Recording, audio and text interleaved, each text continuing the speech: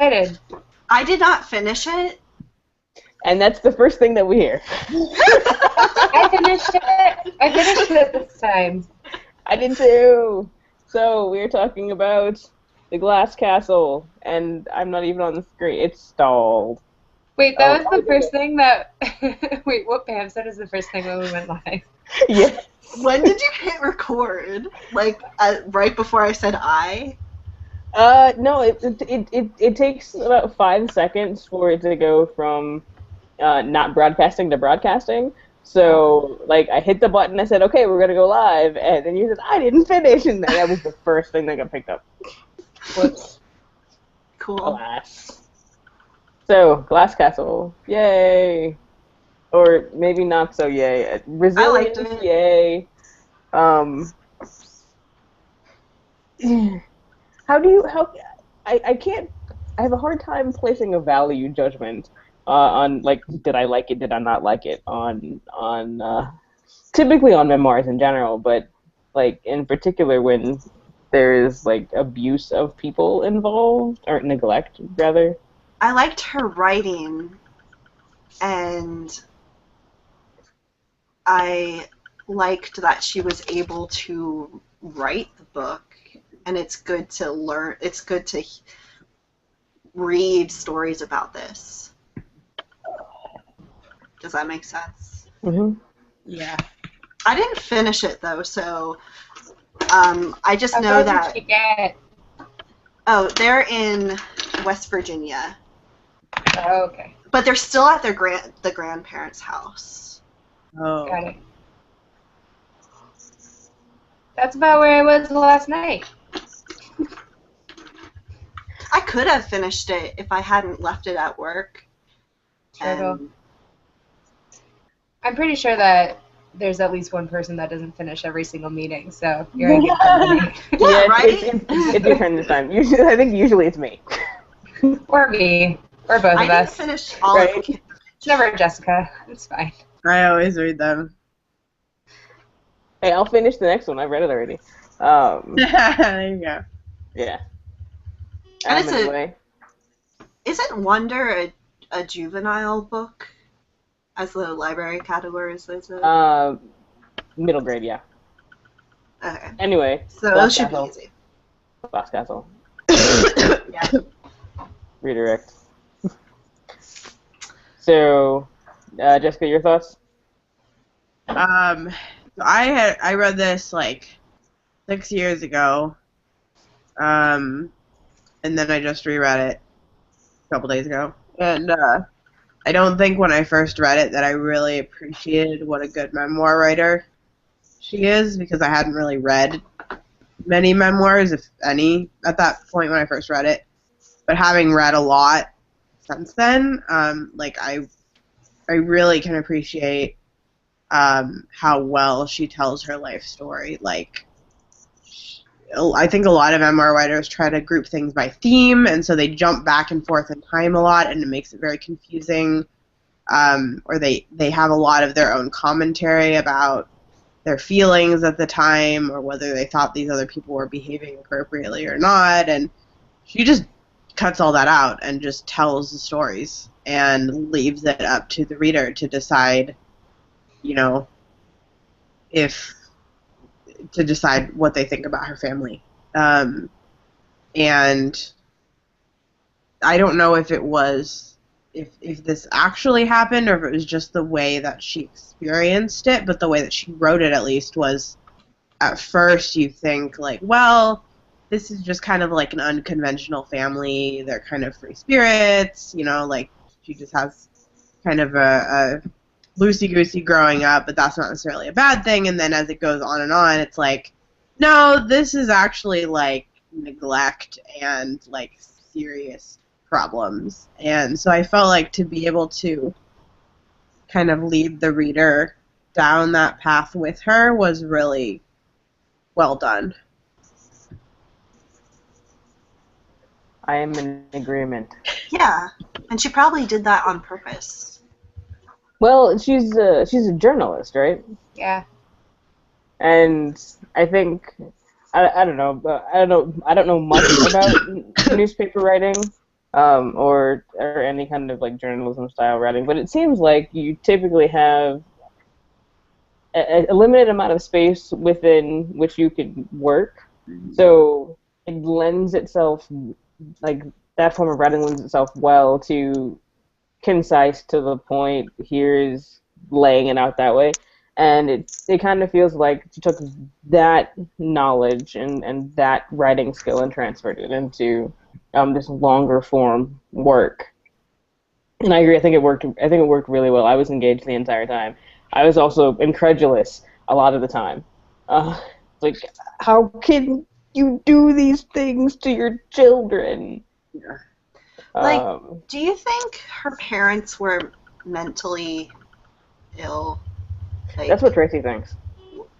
were they like some kind of eccentric, like, disorder?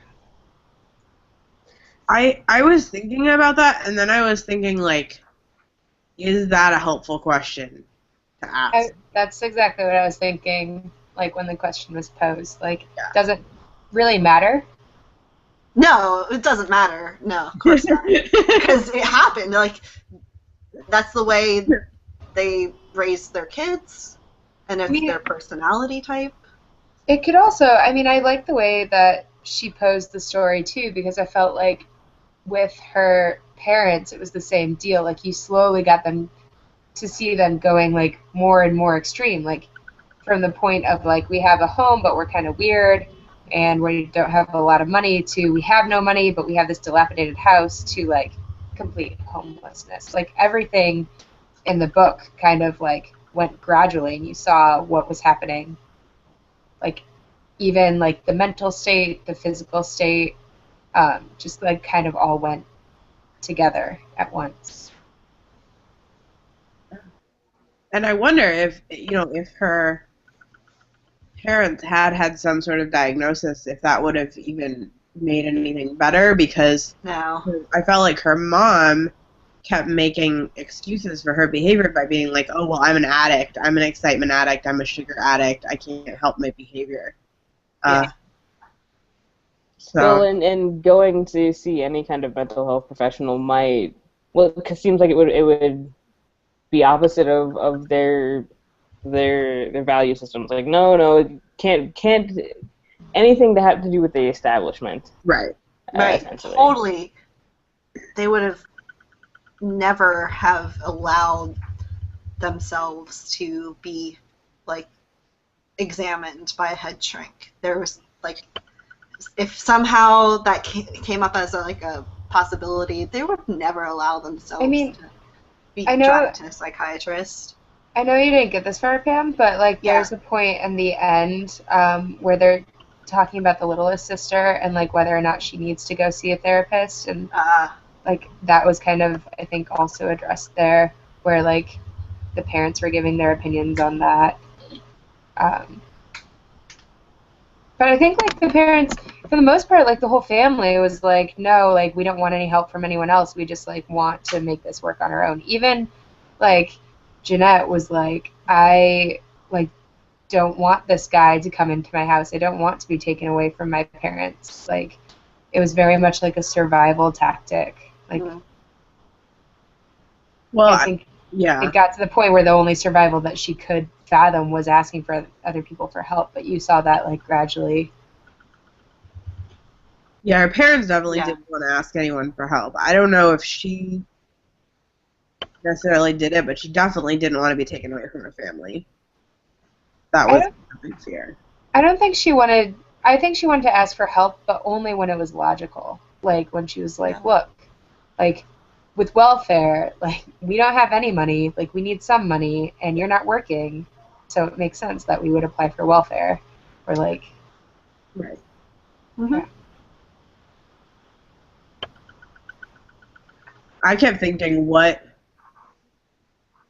would have happened if her parents had not taken her out of the hospital in that first chapter? If, you know, would they have called Child Protective Services? Would she have been placed in foster care? And what would her life have been like?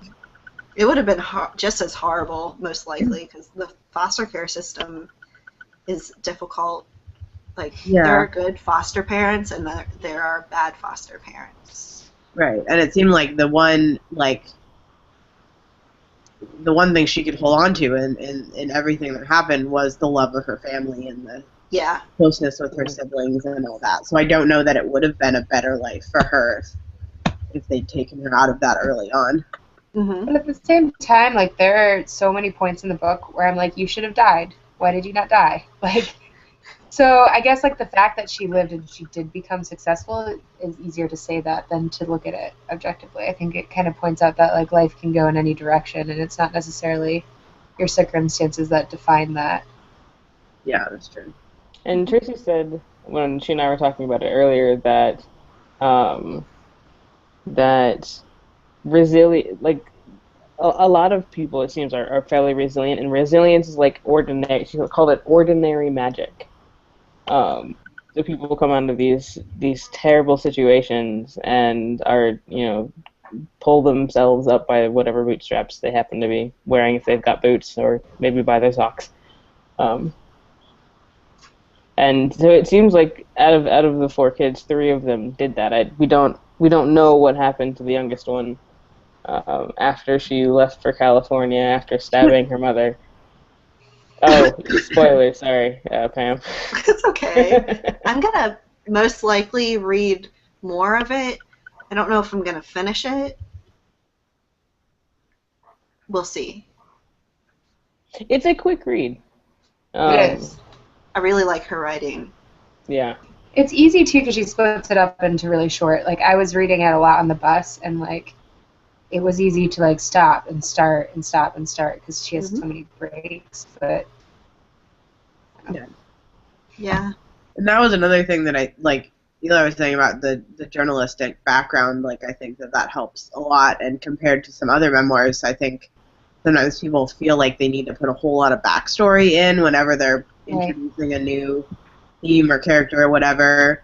But it's like she could take care of that in a sentence or two and be like, oh yeah, by the way, this is the time that we were doing this, and that's who this person is. And like, didn't need to go on and on and on and give us all the backstory. Just assume we could kind of keep up, which I liked. Mm-hmm. Trusting the reader. Yeah. More writers should do that. Yeah. Do we have questions that we should look up? Are there questions? I can see if there are questions. Did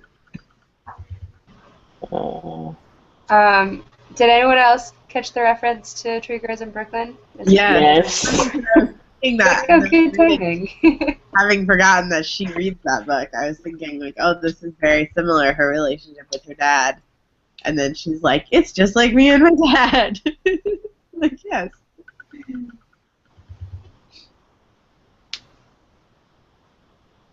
Okay, I found some. I will post them in the chat.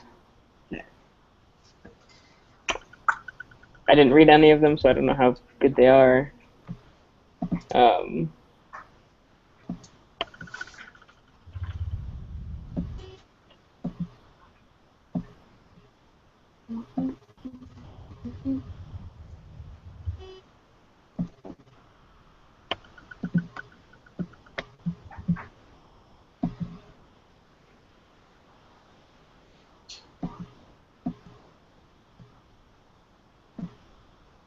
I was impressed that she remembered burning herself at age 3. I'm sure that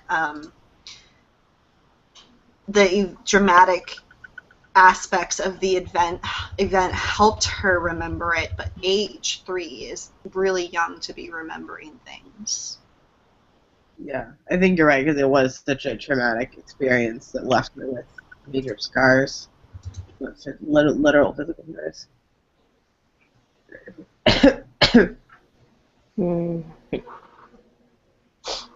Alright, any of those questions look interesting? Still reading. Okay.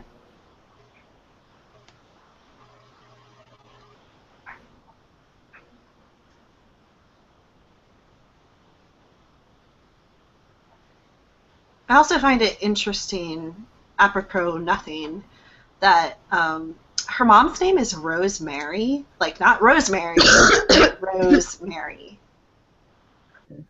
that like struck me as like I've never seen that before. Have any of you guys read Half Broke Horses? Mm-mm. That's her book told from the perspective of her grandmother, and so I think in the book she talks about, from her grandmother's perspective, talks about why she named Mm. her daughter Rosemary. I can't remember. But that's a really good book also. I really like question number 7.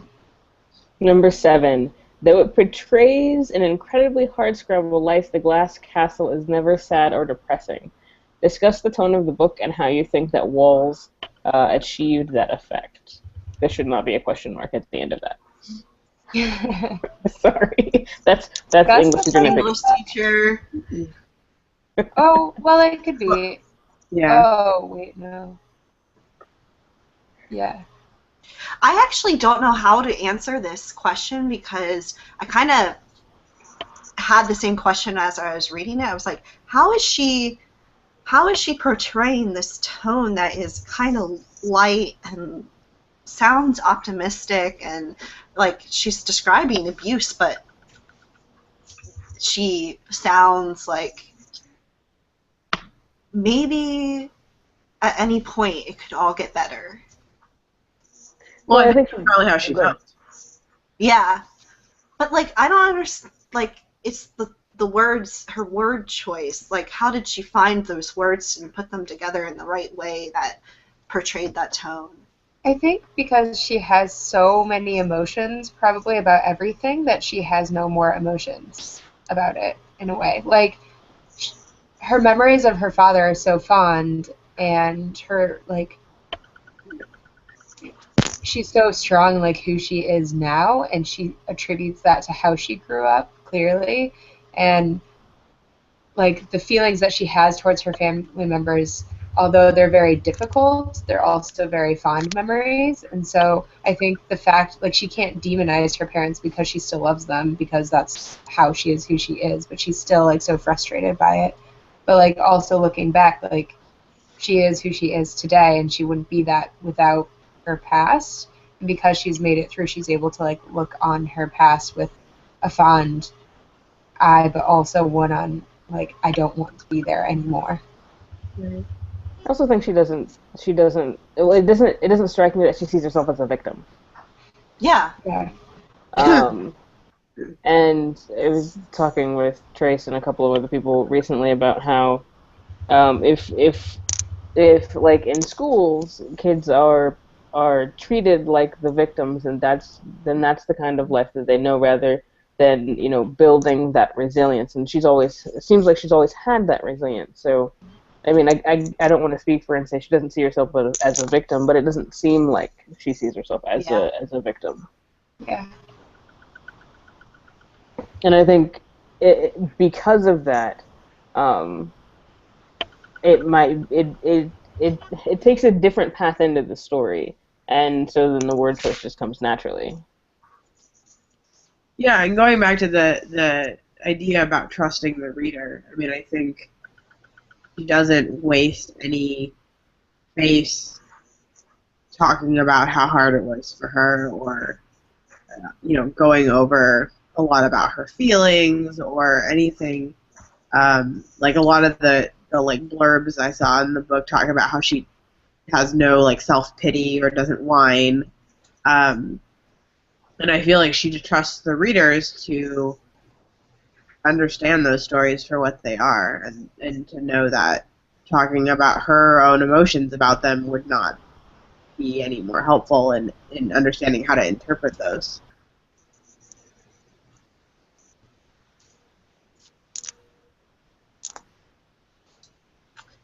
Anything else? I mean, does anyone else have to say about... I can't speak, obviously. Does anyone else have anything else to say about this topic before I ask a question? I have one brief thing. I think also it's really interesting that she doesn't frequently reference like the stories that she's already told. Like when she tells a story, it's very concise. This is how it is. And like she references obviously the Glass Castle multiple times, or like she references the same topics like her dad's alcoholism or her mom's eccentricities, but she doesn't often say like to her parents, like, remember like this time and this time and this time, or like the stories are very much like kind of one-off, like this is what happened this time, this is how I remember this, and she doesn't I was thinking dwell about that. on the emotions repetitively. Yeah. And that seems to tie into this question number 4 about how there's kind of this unspoken contract within their family that they don't talk about how their parents have let them down. Like Yeah. she does actually say one time, like she says to her mother when all the food is gone, like, and her mother ate the last of the food, and she's like, but I was hungry. And then it was like, whoa, like she's just broken this illusion that their life is one long adventure, and you don't do that in their family. You don't mention the bad aspects or the failed promises or any of that stuff, and they all seem to kind of go along with that. Yeah. What's your question, Pam? Okay, so I was gonna say I like question 13. For many reviewers and readers, the most extraordinary thing about The Glass Castle is that despite everything, Jeannette Walls refuses to condemn her parents. Were you able to be equally non-judgmental? I like this because I say no. Like, I completely judged their parents. I thought they were like eccentric to a point of personality disorder.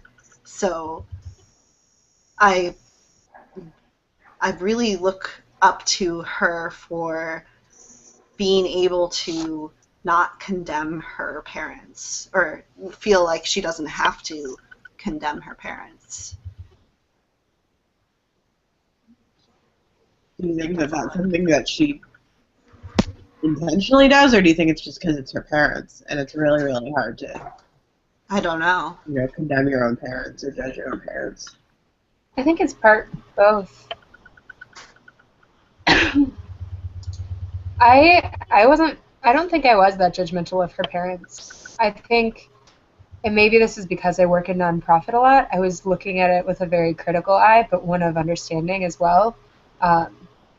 And I think it was I think I analyzed it more than I was emotionally tied to it. And maybe that was because I knew that everything would end up okay for her, or maybe it was because I've worked in homeless services for so long that, like, understanding this point of view is something that I hadn't fully, like, thought about before. But I thought of her parents as honestly being just as helpless, like, or more helpless than the kids. And in that way, like, I was like, yeah, you're adults, you should be taking care of your kids, what are you doing? But at the same time, like, she was describing, her mom hiding chocolate under the blanket and crying.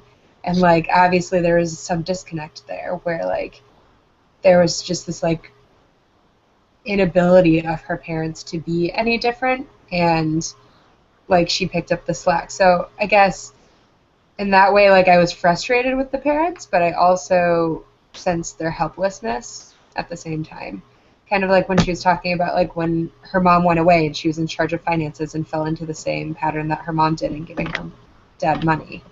Yeah. One of the things that it made me realize as I was reading this is that I think as a culture, we have this expectation that parents will put their children ahead of themselves.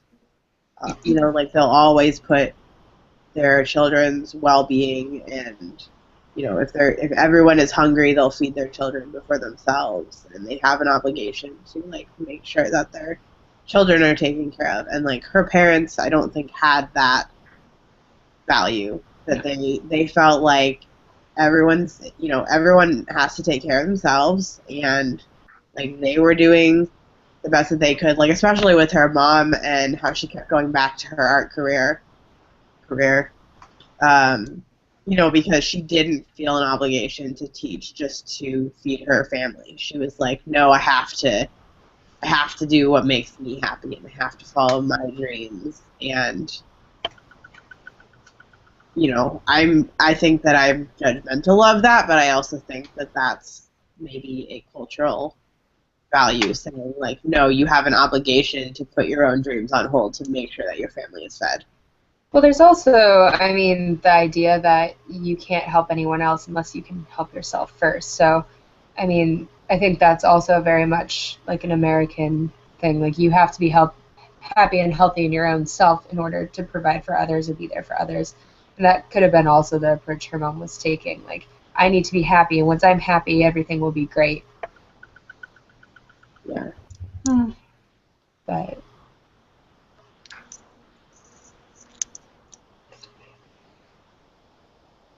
what do you think, Eli? I do not have a response that has not already been like. Yeah. You don't have anything.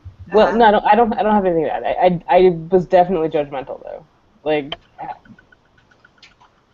I was definitely judgmental. But I think it was really, like I said at the beginning. I think I was more incredulous than anything else. And the kids were resilient, and they I guess I did have something to say. They just to watch them plan for getting out, and how much they stuck together to make sure that they were okay, even though their parents could not take care of them. I was so sad when the bank got broken into, their little piggy bank. Yeah, They're saving to. Coming. Huh? I saw that coming. Yeah, I did too, but it still hurt my heart. Yeah. But then, how she's babysitting and sends her sister off to wherever, Iowa, I think. Yeah. Instead, to make sure that she could get out, and then they just like pulled each other up along the way, and I thought it was awesome. I thought it was even more surprising when she left that Brian was okay with it. Yeah, I was actually surprised at that too. It's also interesting. I think the disconnect between Maureen and the three older siblings is also a very interesting dynamic. This is question number 8. Describe Jeannette's relationship to her siblings and discuss the role they played in one another's lives. I remember. Before we tackle that question, I want to go back to something Eli said. Okay. Which is this whole idea of like resiliency, and people keep saying like what doesn't kill you makes you stronger, and like she and all her siblings survived, but like Meryl was saying, like they could have died, like any of them could have died at any point, and I feel like if any of them had died, we would view their whole family differently. We would view their parents differently. That this is one of the stories you would see on the news, and it's like child dies of neglect, and like you have nothing nice to think about their parents at all. Like you don't care what their reasons are, and I feel like we're able to spare some of the judgment for her parents because they all made it out more or less okay, not really knowing what happens to the youngest one.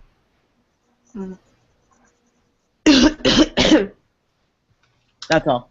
We can talk about it. You want to move on to what we were like about to talk about? We were heading in the direction of like the relationship between the siblings. I remember like conversations between Jeannette and her older sister. Like I can't remember the specifics, but she would be like, her older sister was like, "Why are you putting up with this?"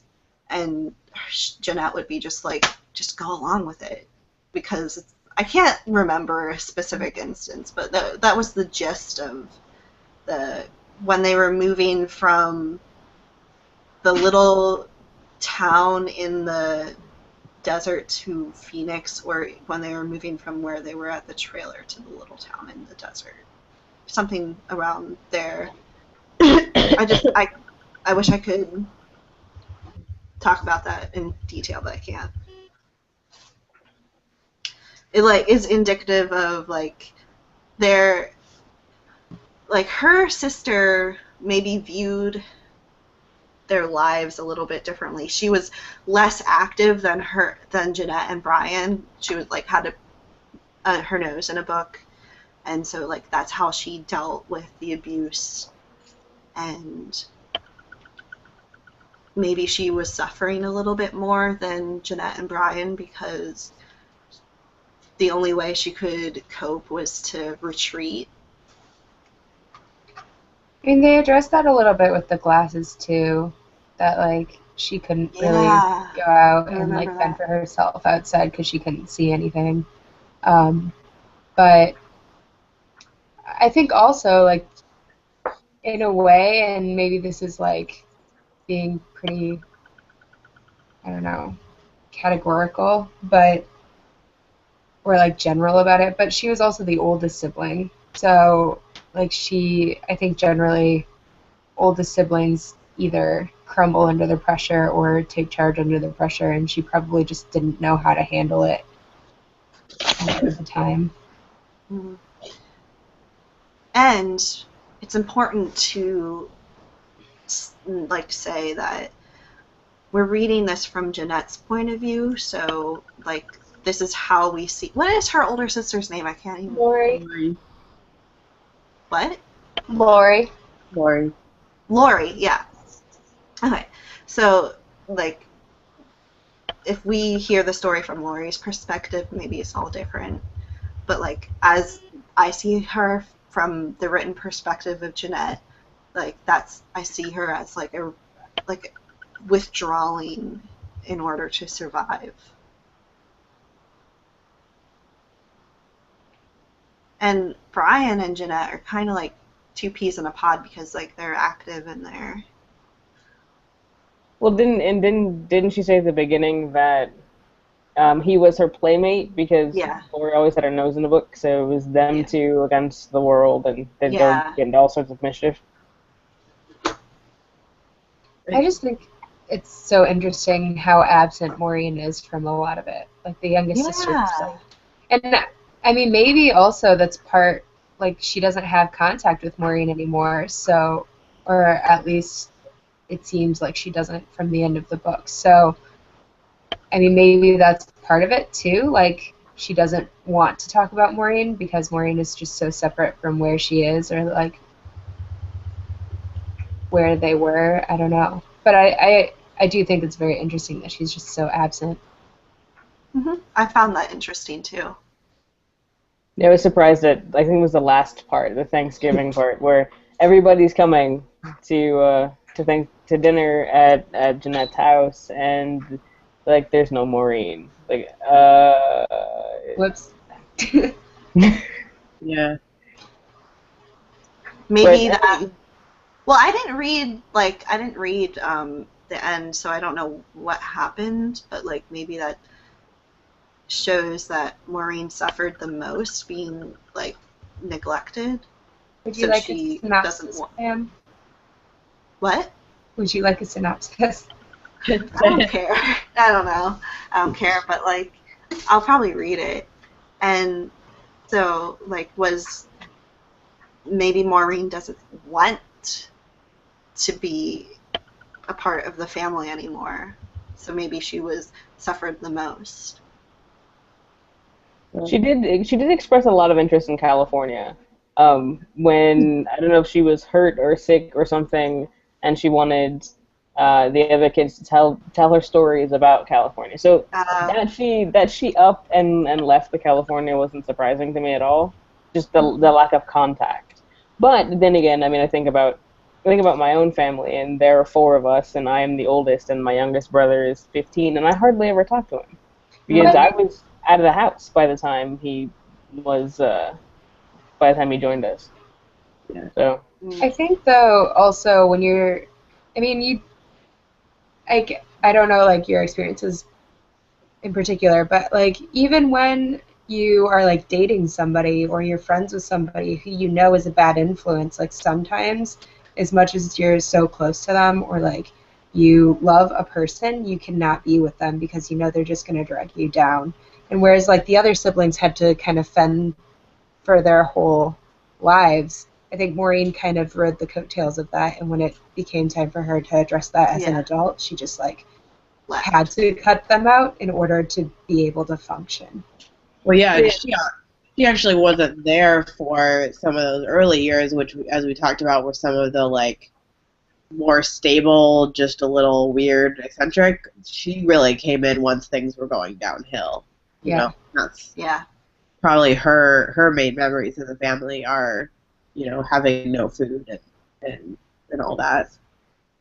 Which I think Jeannette commented that part of it didn't affect her quite as much, just because she had friends, and her friends' families were very religious, and they all took her in. That's true. Yeah.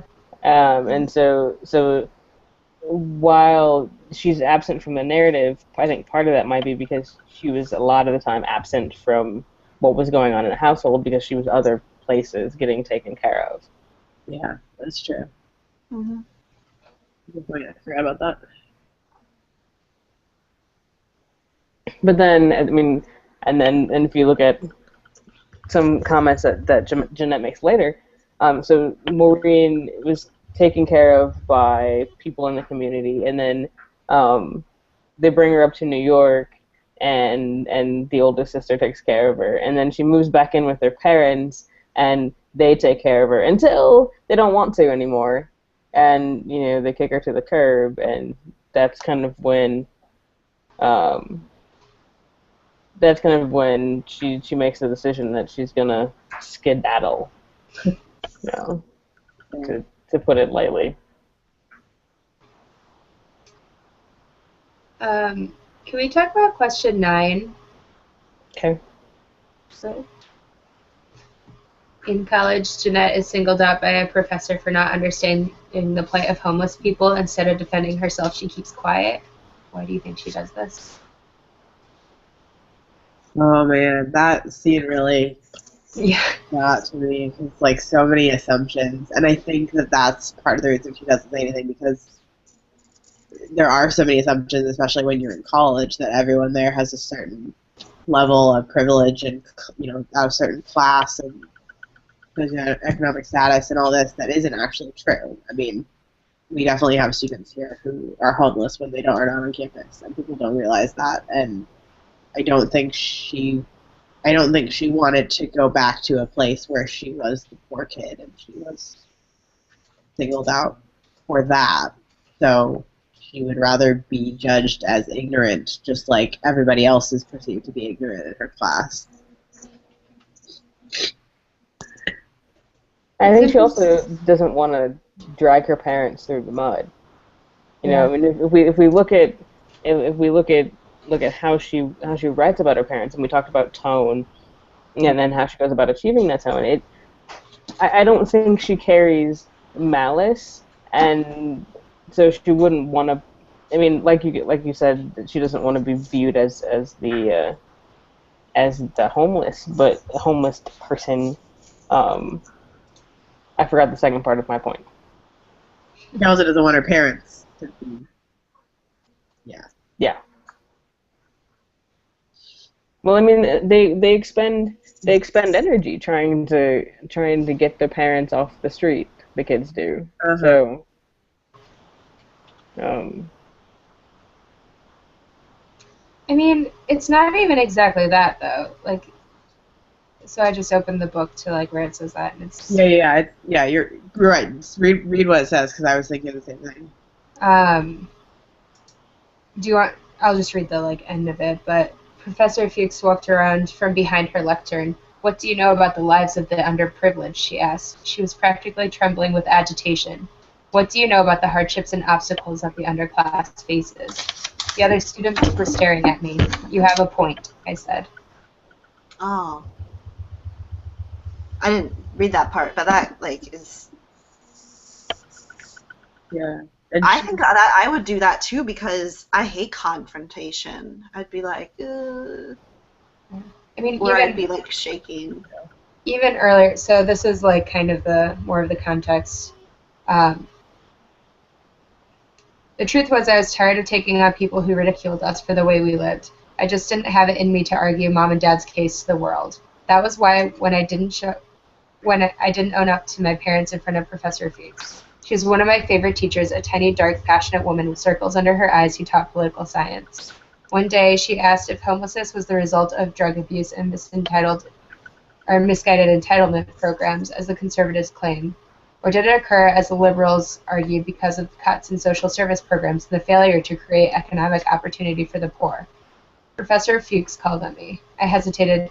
Sometimes I think it's neither. Can you explain yourself? I think that maybe sometimes people get the lives they want. Are you saying homeless people want to live on the street? Professor Fuchs asked. Are you saying they don't want warm beds and roofs over their heads? Not exactly, I said. I was fumbling for words. They do. But if some of them were willing to work hard and make compromises, they might not have ideal lives, but they can make ends meet.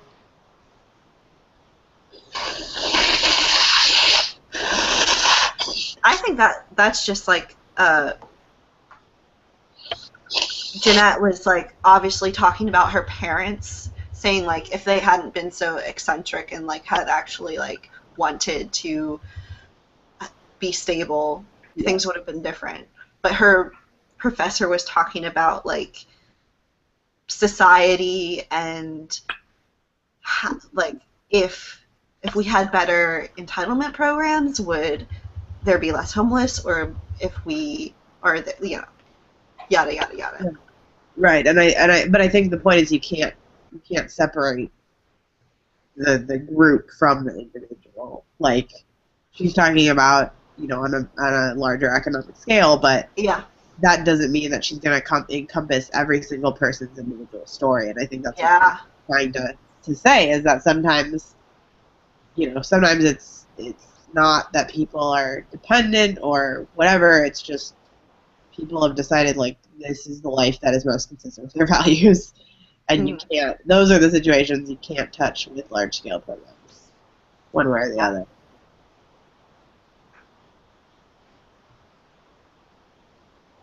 Yeah.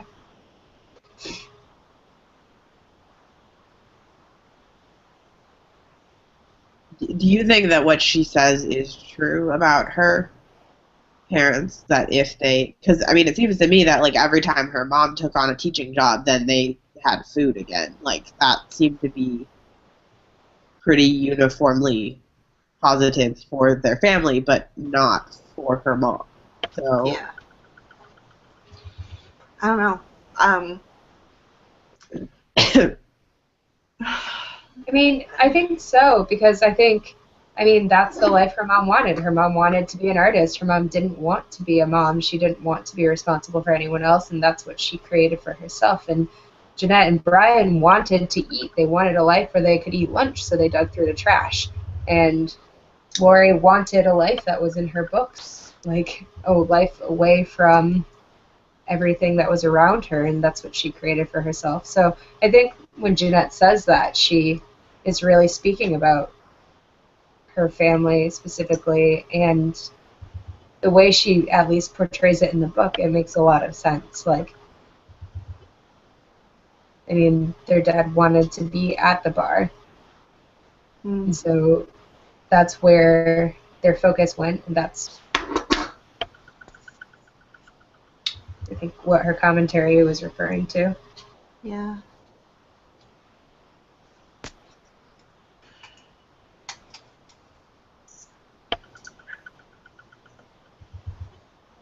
What else? What else?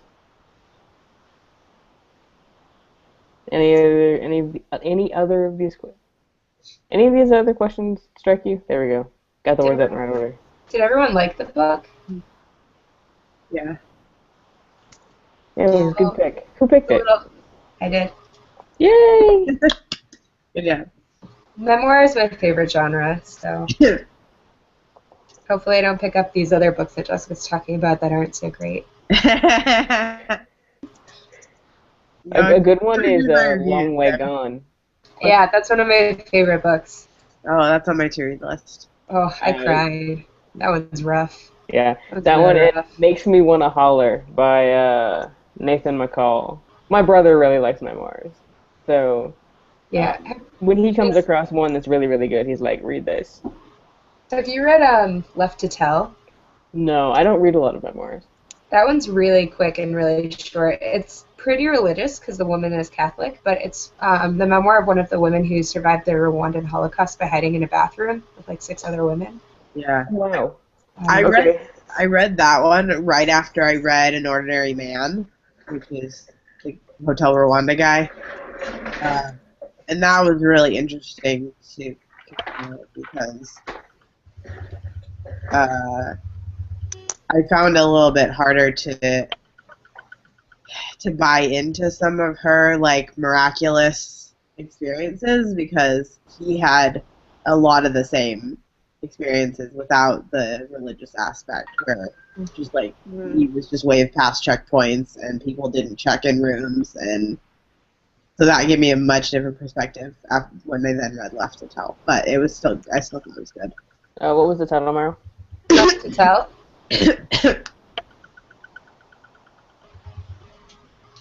I'll have to hit the library. Yeah, it's pretty short. It's a quick read. Yeah. Okay. I put it on my list. On the list. Yeah, I have a sticky notepad on my computer desk, so I wrote it down there, and I'll check the library website in a bit. I just got a book from the library. I just got a library card. Has anyone read this one yet? No. The one by that, like, 17-year-old girl that everyone's been talking about. What's it called? Falling into Place. It's a YA novel. Cool. Is there anything else we want to say about The Last Castle before we get out of here? Yes. Okay. Just give it a second. Jessica? I was thinking about the comparison between Rex Walls and Johnny Nolan, and kind of the similarities and differences. And I was thinking, like, I think you could make the argument that Johnny Nolan was the better father, but then again, I think that's mostly because Katie Nolan kept the family together. Like, she was willing to work and she kept food on the table, and so Johnny's kind of his alcoholism and whatever didn't destroy the family as much as Rex Walls did, because they didn't have either stable parent in Jeannette Walls' family. That's really interesting. Yeah. Just like even thinking about the two, like off the top of your head, like when she mentioned that comparison, I was like, yeah, Johnny was not as bad as your dad, but yeah, they are very similar. And yeah, I didn't even really think about that perspective, that Katie was like so put together that. Yeah, and if Jeanette's mother had kind of kept the family together and, kept a steady teaching job and kept food on the table, like, would we have seen her father differently? Although I think that Rex did some things that Johnny probably wouldn't have done, such as when he took Jeannette to the bar, or like when Johnny walked his kid or walked Francie all the way to that school and made a big deal about it. I don't really see Rex doing those things because I felt like he was portrayed as sentimental, but also incapable of doing long-term, seeing long-term benefits. Yeah, that's true.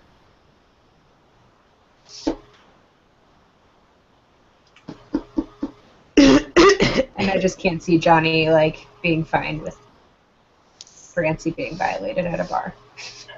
But. True. Yes, that is yeah. weird. I forgot about that part. Yeah. Yeah, there's all sorts of interesting things we could talk about with Janine's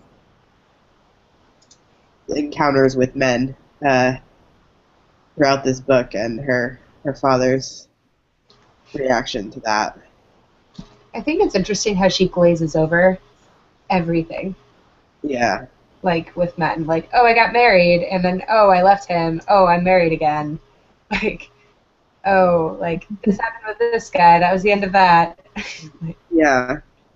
She doesn't really talk about anything romantic, which is interesting too in a memoir because I feel like so many people are so moved by their romantic lives or like people who are romantically involved with them that you'd think that it would make it into a memoir. But she very much focused on her family. Yeah. But maybe that's the journalistic background. Like, stick to your topic. Don't. Right. Everything goes back to the thesis. Yeah, because really the most that she tells us about her first husband is the ways in which he's different than her father. Like, that's really all we hear about him is the contrast. Yep.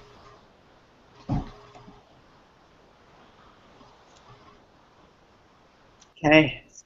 All right. So I guess we're going to wrap it up. Next week, you want to hold the book up, Meryl? Wonder! wait.